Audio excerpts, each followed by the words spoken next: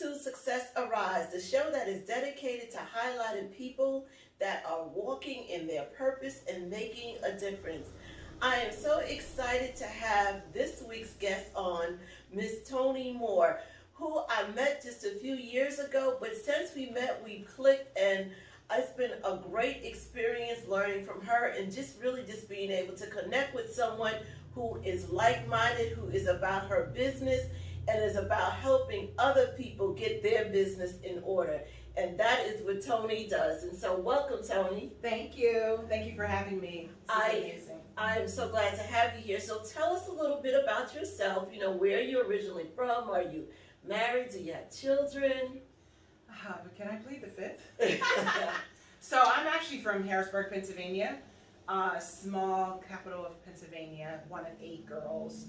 My mom was, for the most part, I mean, she was married for 11 years of my life, and then she was divorced. So I am from that small part. My grandfather was a preacher and also military, like war vet that people love so much, but I didn't get a chance to live that life, you know. So we were in the shadow because my mom was the black sheep, you know. So being in the shadow and the black sheep, I guess I always had a longing for something more. So that longing has allowed me to kind of like follow a different path of success because I didn't have it, but it was something in my heart. So I kind of followed what was in my heart until I became like a dreamer who got very fascinated with fantasy, you know, which you don't really see in church, but I started to just imagine my life bigger than my realities and the welfare line and the food stamps and trauma. And so I'm literally from a dreamer to a do nothing to a doer and to pretty much a dominator. Okay, well, that's powerful. I can't wait for you to get a little more detail about your testimony. So are you married? Oh yeah. So I am married 22 years. And I say 22 years because my mother-in-law, bless her soul, was not very happy when I used to refer to my husband as my first husband. But I mean, my mom was married 3 times and my godmom was married 3 times. So I just thought that was going to be my life. So I was like, it's going to be my first husband. But you always appreciate the first husband. So we're 22 years in. I am a mom of 2, a 16-year-old and a soon-to-be 13-year-old. But he acts like a 31-year-old second child, you know. And yeah, so we're going through this whole life together. I call my husband all the time. Like, I'm like, you know, you're like my faith walker soulmate. And, you know, and in the midst of COVID, we have to, you know, spar with our kids. And also now we can't do good cop, bad cop anymore. We're just like, look, this is what I say, this is the story, this is what we're sticking with. You know what I mean? Right. Because that's what the kids got us doing, you know? And, you know, so he's fun. He's also my skate partner.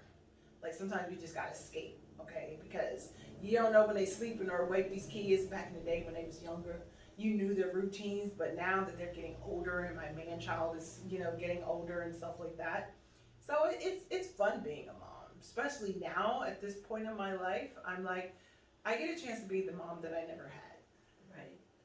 And that's important. That is very important for us to be able to be that parent that we didn't have. And to be in a position to be able to do that is really something that it makes you feel good. Yeah. And I know I can personally speak to being able to provide certain things for my children, but also how I interact and respond with them is so different than how I was raised, you know, by my mom and my dad. So that's a great feeling. So you mentioned a little bit about trauma in your childhood experience. Talk to us a little bit about that. Trauma is real. It's something that, for me, I think my mom was traumatized. I know she was. She passed away like 8 years ago on December 24th. And I didn't know her secrets until towards the latter part of her life. And I realized that a lot of her secrets that I wish she had shared and gotten help, you know, because traumatized people tend to traumatize people. So with her situation, her fears, she did a lot to us to try to keep us from shining and for speaking up and showing up. And I remember before my mom passed away, probably like 2 years before, she pretty much kind of did her own apology, because you know moms never apologize. Now I do, because I'm the mom that I never had, so I'm real, like real. And then if I need to apologize, I apologize in my own mom kind of way. But my mom did say to me, if I did it the way I learned it. Mm-hmm. But if I could have done it all over again, I would have. And of course, I was not in some forgiving, oh, great Jehovah situation. I was just like, yeah, whatever. You know what I mean? But I realized that was her own type of way. So like with the beatings and the switches and the, the extension cords, and always like if there was trash on the floor, it would just drive her into a tizzy. Or sometimes she would just disconnect as a mom, because she was, by the time it was all said and done, she was a single mom of 8 girls, and she was the black sheep of her family, and she had more months and mouths than money, and she would get frustrated, and so sometimes she would just leave us and just be like, I need to take a break. And so me and my older sister would try to pretend like she was there for a while, but we were literally like stepladder siblings. So eventually family members would swoop in, or we'd have to go into like, a home a few times, a foster home, and that trauma that I didn't know about, that did cause something. When I got older, in my 40s, I realized that my spirit of trying to please and appease came from that childhood experience of not wanting to get beat, or not wanting to be abandoned, or, living in other people's homes, always being like conditioned to just try to please other people. Not wanting to disappoint.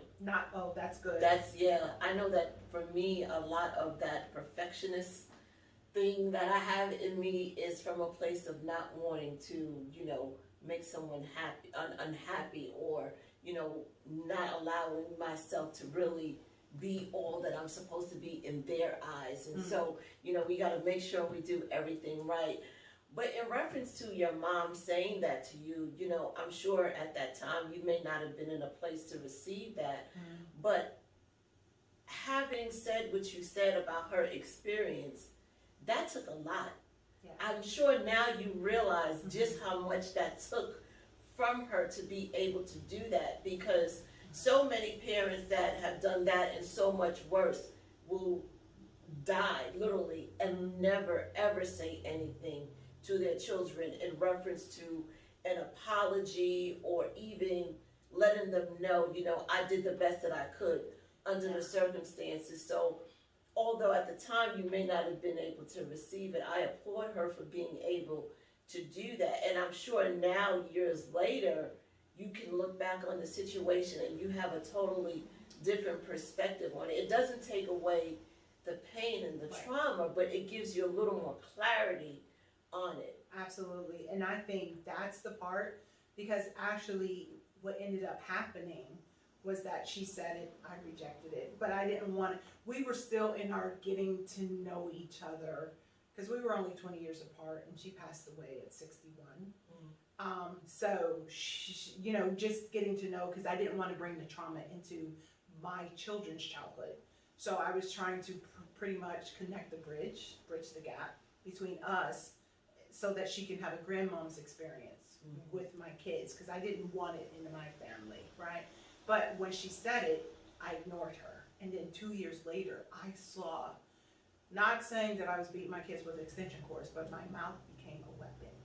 So I was weaponized my words with my son, and he started to cower. And I saw him respond, and I heard her words, and that's what made me shift.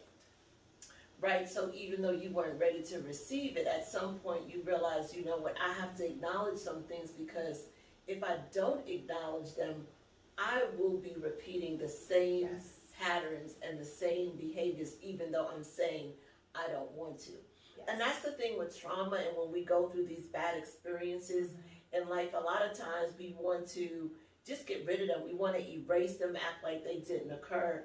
But until we really begin to acknowledge them and deal with them, we are really doomed to repeat it. And so again, I applaud your mom for being able to be woman enough despite her challenges. And I say challenges without knowing the full story, because in my heart of heart, I believe that 95% of parents do the best that they can Right. for their children. Right. With what they have. With what they have. Right. Or what That they in know. their minds, they're doing what they need to do. Yeah. Her responses were probably out of a place of fear. Mm-hmm. She didn't want you to repeat some of the same behaviors and patterns. She just didn't know how to go about doing that. Right. And so, yeah, it is definitely important to deal with the trauma so that you can do differently and so that you can parent differently and you can live your best life. Now that's the part right there with regards to the whole transformation of just living our best life with the remnants of success. You know what I mean? Or even the breadcrumbs, because success allegedly leaves clues. It's just a matter of, do we look at from our triumphant lens or from our traumatized lens? That's, I mean, even with Success Arising, it's like, which lens? How am I going to show up? Is it going to be the traumatized Toni? Because when I first got started in business, I was the traumatized Toni. When I first got started in ministry, I was the traumatized Toni because I was the bad girl. I did not look like him or talk like him. I wasn't part of the cliques. But I still had a word in my heart because I didn't want the children to pretty much end up like I was, being castigated and then having to learn about the Lord when I'm in trauma. Right, so you just mentioned your business. So, no, let's not, tell us a little bit about your career path, where you went to school, how you ended up in those schools, and how all of this came to be for you to be Toni Moore, Esquire. Okay, don't judge me, okay? I tell people that all the time, but once upon a time, even in the welfare state that we were in, they call it like, you know, we had food insecurities, but we was just hungry. You know what I mean? So, so in that situation, I thought my Prince Charming was going to be a drug dealer, right? So I was catching the eyes, starting to run away, didn't like my experience, and I just figured I was just going to up level from foster care to some drug dealer or whatever. So that's what I was looking at because that's what usually happens for pretty girls. And my godmom had found out about the school called Milton Hershey School. I didn't like the idea of it because I was also adultified. I'm the second of 8 girls. My mom wasn't always there. So I got a chance to go to Milton Hershey School for 3 years, and that shifted my whole experience. Like I went from thinking I was going to get a drug dealer and doing hair because I really wanted to just be a hairdresser. My mom was like, "No, you're going to college," but college what? Like we don't have any money, you know what I mean? But at Milton Hershey School, I got a peek at a different side of life, and I had a house mom because I got kicked out like 2 student homes. But you know, I had this one that stuck with me, and she saw who I could be. She saw me who I could be without the scars. So I ended up going there for 3 years, and then don't judge me, but met this drug dealer in Philadelphia when I was on vacation, and so I was like, oh my God, I have to go back to him, right? And so when I went, because I was super smart but super bad, so when I went to looking for schools, I happened upon this school called University of Penn. And I was just like, oh, I want to go to the University of Penn. It's in Philly, drug dealers in Philly. I'll go to the University of Penn. And I didn't know anything about Ivy League, right? So Ivy League school. So I ended up getting accepted, super smart, super bad. But, you know, people are like, Toni, you weren't bad. You were misunderstood. Okay, I'll take that. And then went through a couple of hiccups, you know, of success where I showed up super smart, but traumatized Toni showed up. And then I ended up in bad situations, looking for a prince in all the wrong places, and 3 toads didn't appreciate the word no. So it kind of like messed me up. And then my sisters were, you know, being neglected, and I thought that maybe I needed to go back, but I'm not a quitter. So I wasn't showing up full on as super smart Toni. Then I started drinking, and then nobody told me about the trauma of being molested as a child and then being in that situation in college. So I met this class called, I don't know what it was, but it was a graduate level of we'll just call it human performance. But it was literally about development of your psyche and your person. And they taught us about Erickson's 8 stages of development. And what I got from that class, I mean, I was so intrigued by that class because I was taking that class and or abnormal psychology at the same time. It just resonated, right? And I got from that class that, wow, because mama wasn't fully developed and she didn't let me develop, then I showed up as an undeveloped person. And most of us don't talk about trauma and triggers. You know what I mean? Right. But in triggers, don't say, Toni, at 26 years old, you're going to be triggered. Or Toni, at 22 years old, when the wrong guy says no and takes it from you anyway, you're going to spiral out of control and you're going to be super triggered. You know what I mean? No one talks about that. So when I learned that I was acting out because I was wounded, I started to be like, oh my God, I didn't want the people who messed me up to get the best from me. Right. You know what I mean? So I was like, oh my God, this is not going to be me. Because I got kicked out of 2 student homes in the third time was a charm. So I had 2 academic probation letters.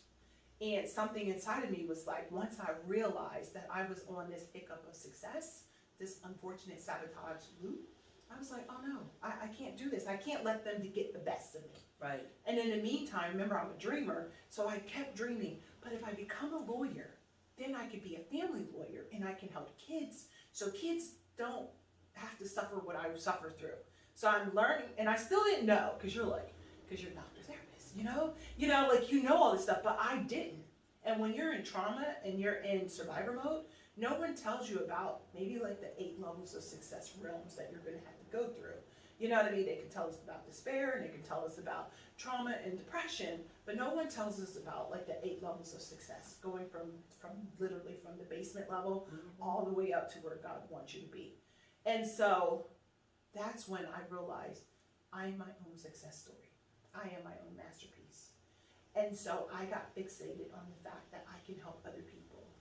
And each time I up level, it's because now I realize that whatever I went through, the arduous task, now I can use that, exploit that story to be like in the beginning when I was a speaker, I'd be like, and I did this and I did that, and people were like, I did this, I did that. Like, oh God, Jesus, you know what I mean? But I was like, but then somebody would come and be like, wow, if you can, I know I can. You know? Right. Absolutely. So just walking through the wounds from that psychological development graduate class that really like shifted my experience has really helped me, even as a wife. Because that was my first husband. And so anytime I get into a bad situation, I'm like, okay, what's the lesson? Why am I pushing back? Where am I supposed to be? You know what I mean? Because of course, mediocrity, we're so used to being in that space. It's very comfortable. We don't call it mediocre. We're just content. Right. I'm content. I'm satisfied. No, you ain't supposed to be satisfied. You know what I mean? That's right.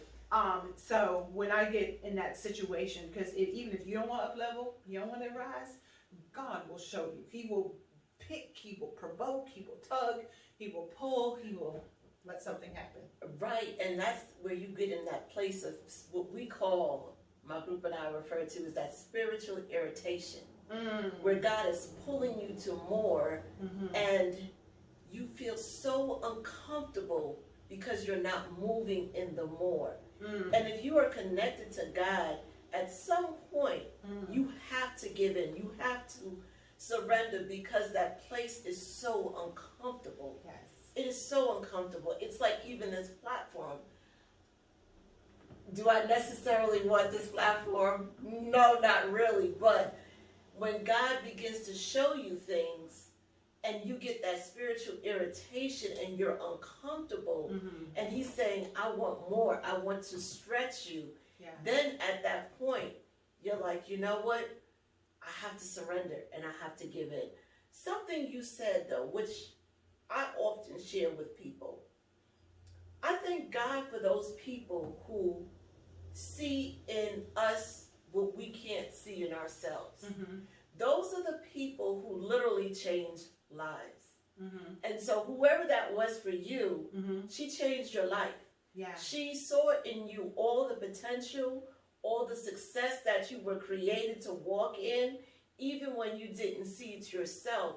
And I think for people like us who have been in those situations where we don't fully recognize what is in us, and then we have that experience of having someone pull it out of us and recognize it, it just makes us that much more motivated to do it for others. To do it for others. To do it for Absolutely. others. So that leads me to the next thing. There's so many things that you're passionate about. Mm-hmm. And when you share your story, I understand why there's so much passion.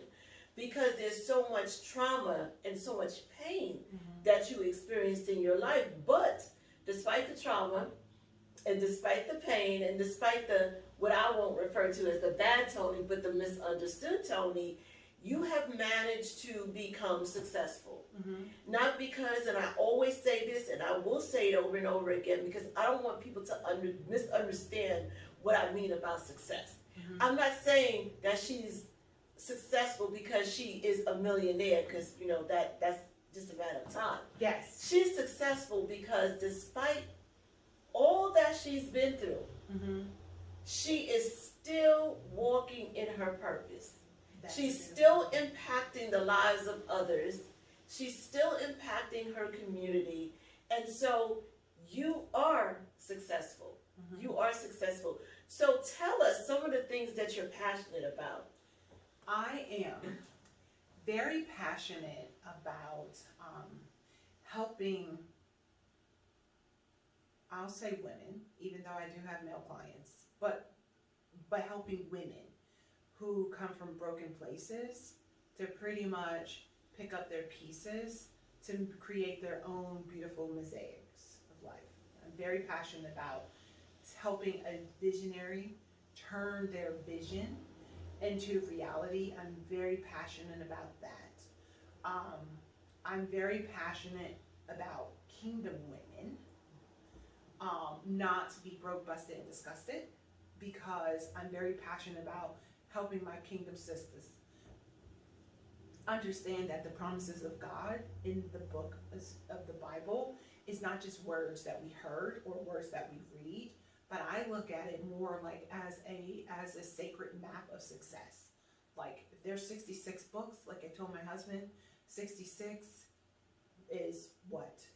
12, you know, in numerology, you know what I mean? And 12 is 3, you know what I mean? So I'm like, you know, 66, 6 plus 6 is 12, you know, 1 plus 2 is 3, so there's a trifecta of success for us to rise. I'm very passionate about living out the fullness of God, you know, because I feel as though my mom did not get a chance to, because somewhere along the way she got bruised, and she got hurt, and she didn't understand that we're not damsels in distress. We can restore ourselves, we can work out our own soul salvation, and it's good when we at least allow hope to show up some kind of way. So even though I was one of those fiction, fantasy type of persons, but really as I grew older, I realized it was really what resonated with me was that there was always a happily ever after. Like they had a broken beginning and they had a messy middle, but because they continued on, you know what I mean, said yes to something that was different, it shifted their experience. Even with regards to Joseph Campbell always talked about the hero's journey, the heroine's journey, but literally you have to leave your family and you have to cleave to something that's bigger than you and make yourself vulnerable. So I'm very, very, very passionate about seeing people go from where they are to the other side of the street. To where God really wants them to be. Basically. Absolutely. So you talked about being a dreamer, and you mentioned the word hope. I believe it was because you were such a dreamer that dreamer allowed you to always have hope. That dreamer, it was like, but there's always a chance. Yes. But there's always the possibility that I can. Yes. That I will.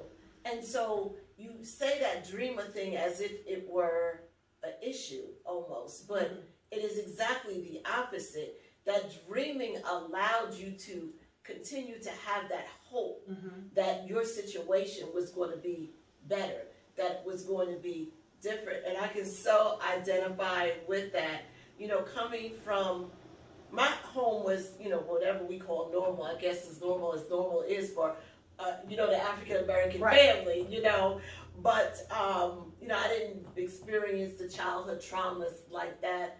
But I grew up in the projects, Okay. and for many, you're born there and you stay there. We replace our parents. Yeah, exactly. You kind of take over their apartment Mhm. and you don't go anywhere. But for me, there was always a dreamer. Yeah. There was always, but I'm going to be a homeowner. But I'm going to graduate from college. But I'm going to. So it was that dream that always remained there that allowed me to keep pushing because I wanted something more. I wanted to accomplish that dream. I wanted to fulfill that dream. So for those of you who are dreamers, don't discount your dream. Ashe, yeah. Yeah, don't discount your dream. That dream is there for a reason. It is to give you hope and to keep you going. So keep dreaming. Absolutely. Absolutely. I think that God speaks to us in our dreams. Some people are seers and some people are doers and some people are sayers, but when ultimately that dream, to me, it's like a dream is like a talisman that kind of helps you on this side. For me, it's like it's reminding you there's still something more. There's still something you need to do. A lot of people give up on their dreams because life is hard. You know what I mean?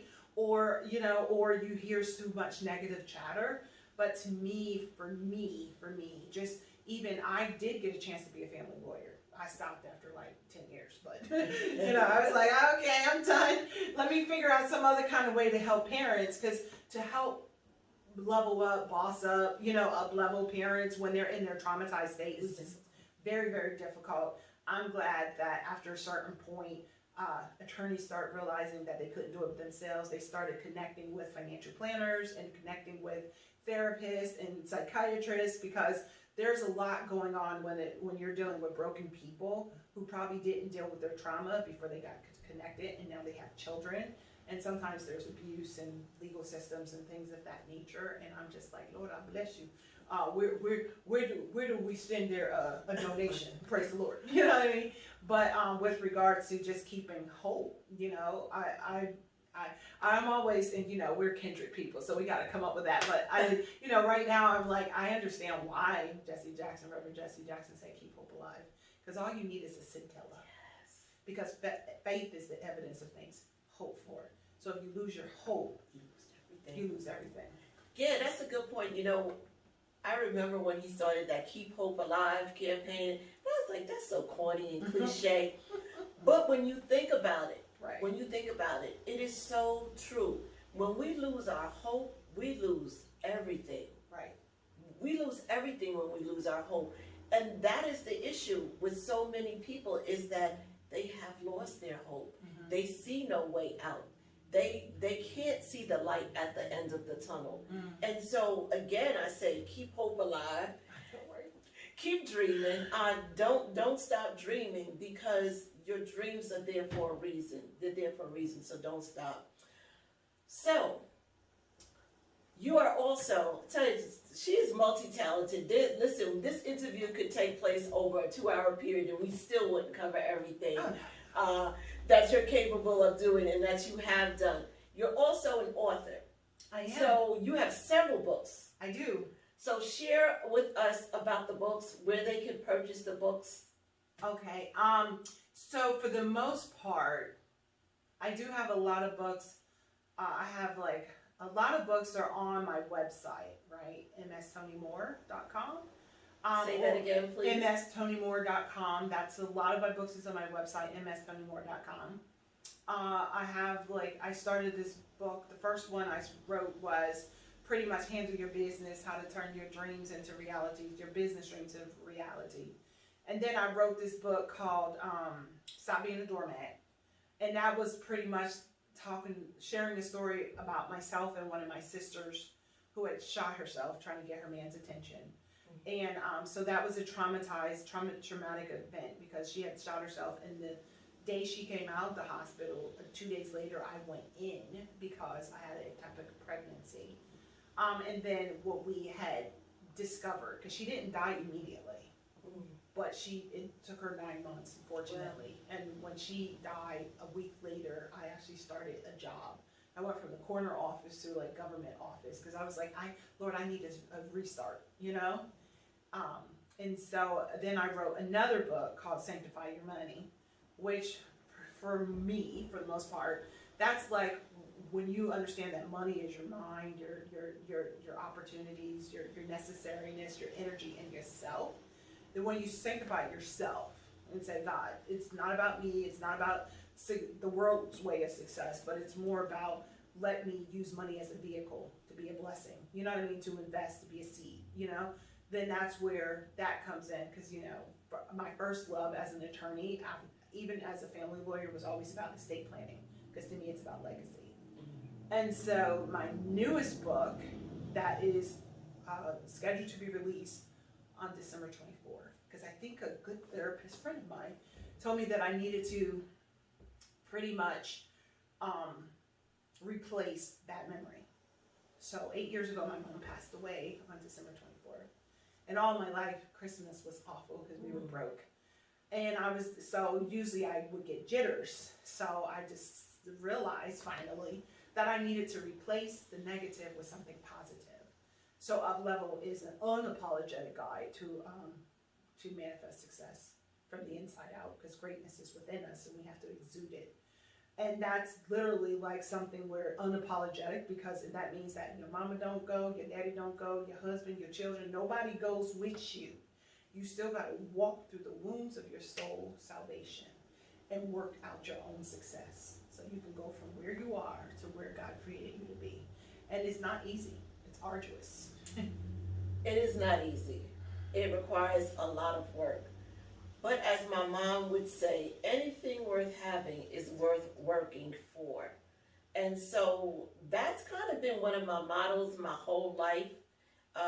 Like I said, I didn't have a traumatic experience, but now that I'm older and my mom is no longer with me either, I think back on all those little tidbits of advice that she would give me. And that was one of the things she would always say. So hard work is the key. Mm-hmm. It's not going to just manifest out of the blue. We definitely have to put in the work. Yes. But if we put in the work, we will get the results. We will definitely get the results.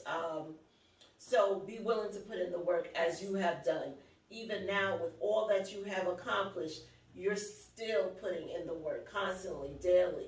You know, still learning, still growing, still trying to improve to get to that next level. And so it's never an easy process. It's never, you know, okay, well, now I've accomplished this, I stop.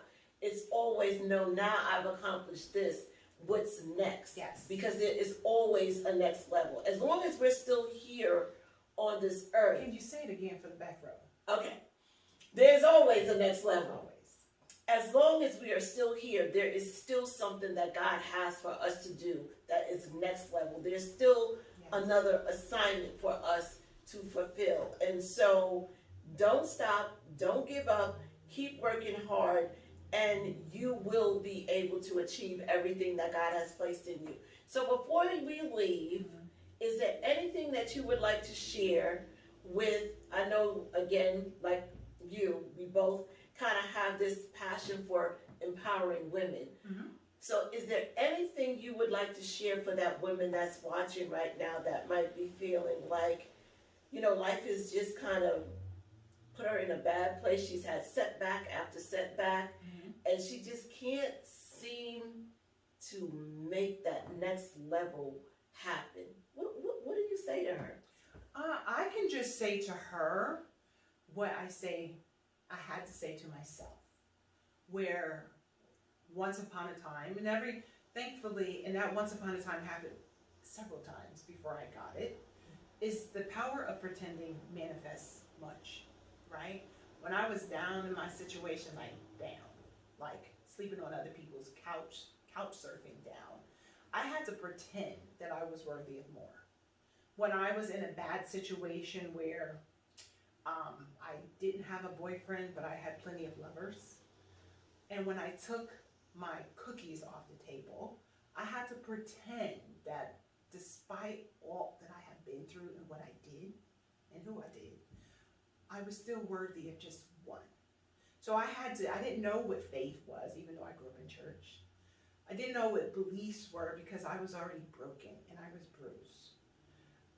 But I knew that pretending, if I just pretended that I was worthy, if I just pretended that I was the lawyer who I wanted to be, if I pretended that I had the body that I wanted, that's how I shed like hundreds of pounds and then gained it, but still, that power of pretending, when I pretended that I had a daddy warbox who was looking for me, and I had to just be in that right position, I had to pretend, and as now I'm older and wiser, I realized that particular activation system was in my brain, and it didn't know the difference between my real life and my pretend life.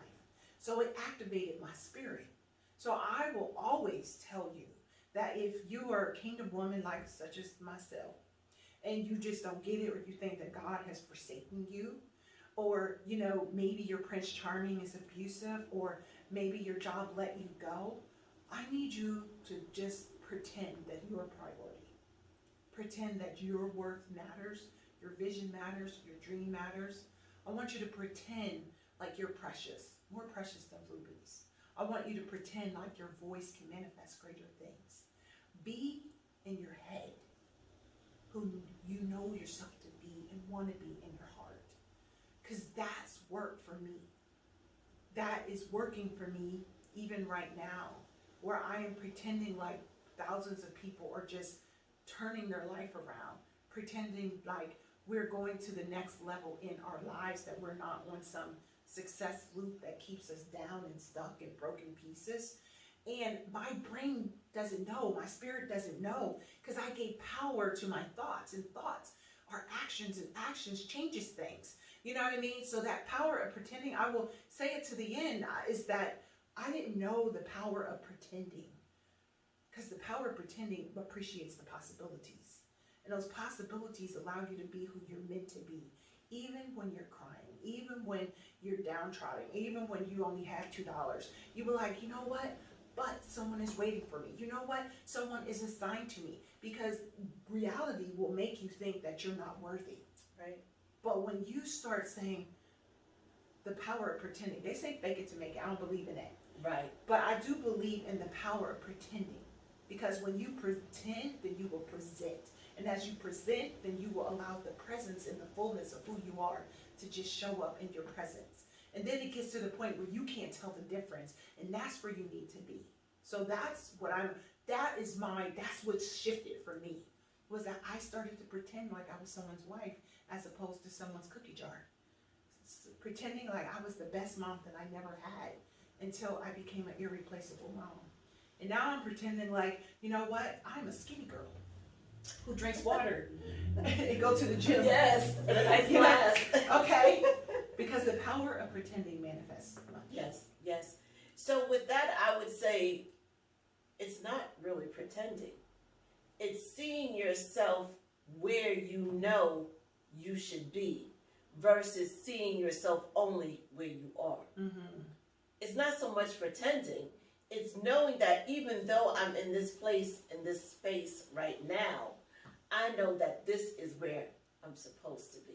Sometimes that's hard though. Trust me. Trust me. I know that it's hard. We talk about cognitive dissonance. So for me, as a truth teller, if I'm not the $1 million, but I start pretending, so I start living, or I start going to the Aston Martin shop, or I start taking pictures and stuff like that, so I get it.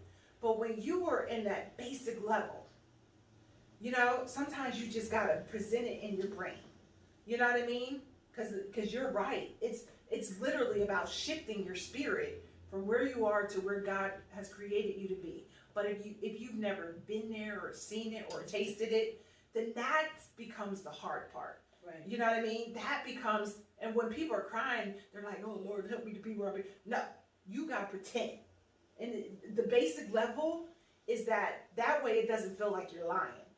Right, right. I'll just add to that. So as you're pretending, I think another component that you can add to that pretending is to write it, to affirm it. Is to affirm it. You must write it and you must affirm it. So I am a wife who is highly valued. I am a mom who is a great mom, who is loved by her children. Mm. I am a $1 billion brand. Right. You know, Right. I am the trademark boss. So you have to start not only pretending, but then you have to even take that and make it into words so that you begin to speak it. Yes. And we know that biblically, this is not my words, this is from the Bible, that life and death are in the power of the tongue. And so not only do you have to see it manifesting in your mind, Yes. you then have to start speaking those things that are not as if they already are. Yeah. And again, this is not no magical stuff I'm talking about. Right. This is biblical. This Yeah. is biblical in nature. So much of our setbacks and our holdups are because what we believe and what we speak. So if we change our thinking and we change our speaking, we will change our life. Ashe. That's it. So Toni, thank you so much for being here. I appreciate you being transparent, sharing those nuggets with us, encouraging people. I, as always, say this. Remember that success is not about the $1 million check. Yes, it's great if you can have the $1 million check. Listen, I'm ready for the $1 million check, and I know Toni is too. But as we make our way to that $1 million check, what matters is how we're getting to that $1 million check. Are we making a difference in the lives of others? Are we impacting our communities? That's the kind of success that I'm talking about. So I thank you for being here, and I encourage you, no matter what your situation or your circumstance may look like, remember that success is in your DNA. You were created by God with a perfect plan and for a specific purpose. Walk in it. You were created to succeed. Thank you. Remember to like, subscribe,